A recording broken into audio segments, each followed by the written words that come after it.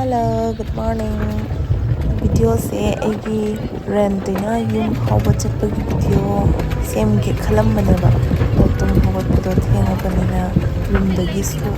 starting hawaktre mendagi hawre ado sana train station changnangi gali neba ada train se 6:55 ki train ni do ani yumdagi tholakpana 6:48 something adumaina thokleba ise thenge tum hawatpa thengba hase karim kanade ado kanaba amna train station je chawbaga I train la hodre train lakna hangane ado chiema su chatine ba mai angang ne ba yam sibani ka hudoko huzinga angang ga chatine ba haina ado sum kaure video se silchar jobu su kaw hore angang hudoko huzinga da adai yum joraga imanabi unare imanabi se pinaraga unaganera anima adai imanabi ama se thinba na chatle mate khak aduga hala ani sum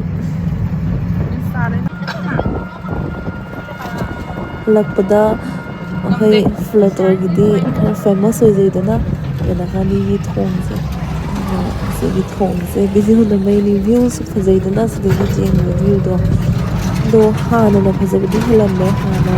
kana class 8 9 10 dumana kare kana fajaba hele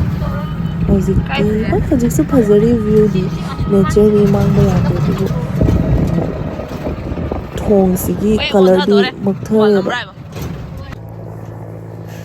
ado huzikan se ekok se kyam phatre habada ai yumdagi ren fawbal lakpagi video su ai halak namge khalamane adu su namaktre